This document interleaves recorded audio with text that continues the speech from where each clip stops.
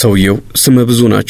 የጸጉራቸውን ግራጫነት የተመለከቱ ሞዛርት ሲሏቸው፣ በፖለቲካዊ አቋማቸው ከአሜሪካው ፕሬዝዳንት ጋር ለሚያመሳስሏቸው የደቹ ትራምፕ ናቸው። ሂርት ቪልደርስ ከ19 ዓመታት በፊት በፓርቲነት ሲመዘገቡ የሀገሪቱ ሕግ የሚፈቅደውን የመጨረሻውን የአባል ቁጥር ይዘው ነው። እርሳቸውና በእርሳቸው ብቻ የሚመራ ፋውንዴሽናቸውን የነጻነት ፓርቲ ፒቪቪ ከ2 ዓመታት በፊት በተደረገ ምርጫ ከሀገሪቱ ፓርቲዎች ቀዳሚው ሆኖ ወጣም። በአውሮፓ እያቆጠቆጠ ያለው የቀኝ ዘመም ፖለቲካ ማሳያ ያደረጉት የዚህ ፓርቲ መመረጥ አያስገርምም ሲሉም አሸናፊነቱ ያስደነገጣቸው የሀገሪቱ ዜጎችም ነበሩ። ሂርት ቪልደርስ ቃላትን ስሜት በሚይዝ መልኩ ሰካክተው መናገር ይችላሉ። ይዘው የተነሱት ደግሞ ጸረ ስደተኛ አቋም ነው። መጀመሪያ ስለ ራሳችን ሕዝብ መጨነቅ አለብን፣ ደንቨሮች መዘጋት አለባቸው፣ ጥገኝነት ጠያቂዎች መኖር የለባቸውም የሚል አቋም ያላቸው ናቸው። በተለይም ከሰሜን አፍሪካ አውሮፓዊቱ ሀገር የተገኙትን ጨምሮ በግልጽ የእስልምና እምነት ተከታዮችን የሚያስቆጡ ንግግሮችን አድርገዋል። ቅድሚያ አሜሪካንን በድጋሚ ታላቅ ማድረግ በሚሉ የትራምፕ መፈክሮች የሚመሰጡ ናቸው። 2016 ላይ በይፋ አሜሪካውያን ሀገራቸውን እያስመለሱ ነው ብለው ተናግረዋል። ትራምፕ ስደተኛ ላይ ያላቸውን አቋም በአውሮፓ እየተገበሩ ያሉ የሚባሉትም ለዚህ ነው። ይህ አቋማቸው 150 መቀመጫዎች ባሉት ምክር ቤት ከ17 ወደ 37 መቀመጫዎች አሳድጓቸዋል። ይህ ከ2 ዓመታት በፊት በተደረገው ምርጫ ያመጡት ውጤት ከሁሉም ፓርቲዎች ቀዳሚ ያደረጋቸው ነበር። ነገር ግን መንግስት ለመመስረት የሚያስችለውን 76 መቀመጫ ማግኘት አልቻሉም። እናም ከሌሎች 3 ፓርቲዎች ጋር ሆነው መንግስት አቋቋሙ። ጥምር መንግስቱ የጠቅላይ ሚኒስትርነት ቦታ ነፈጋቸው።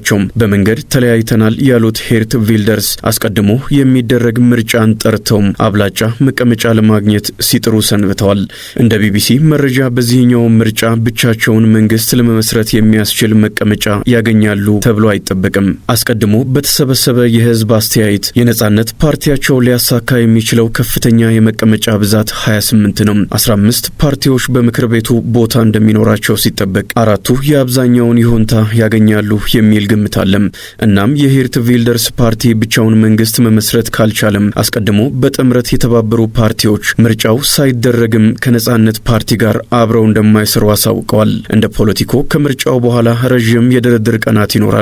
የቪልደርስ ፓርቲ ተቀባይነት ማግኘትም በአውሮፓ እያደገ ያለው የቀኝ ዘመን ፖለቲካ አካል እንጂ ለብቻው የሚቀመጥ አይደለም ይላል። በፈረንሳይ በጣሊያንና በዩናይትድ ኪንግደም እንዳሉት አይነት አስቀድሞ ለነበረው መንግስት መፍረስ ዋነኛ ምክንያት የነበረው የስደተኞች ጉዳይ ነው። ጥምረት ፈጥረው የነበሩ ዋነኛ አጋሮች የሂርት ቪልደርስን አቋም ደስ የማይል በሚል የሚገልጹት ሲሆን ምንም እንኳን ቀዳሚ የመቀመጫ ብዛት ቢያሸንፍም በምርጫው ሁለተኛውን ከፍተኛ ቦታ የሚያገኘው ፓርቲ የሊቀመንበርነቱን ስፍራ የሚይዝበት እድል ሰፊ ነው። እንደ አልጄዚራ ዘገባም 18 ሚሊዮን ህዝብ ባላት ኔዘርላንድስ የስደተኛ የሀገሪቱ ዜጎች ቁጥር በከፍተኛ ደረጃ እያደገ ሲሆን ይህም ተቃውሞን እያስነሳ ነው ይላል ቢቢሲም።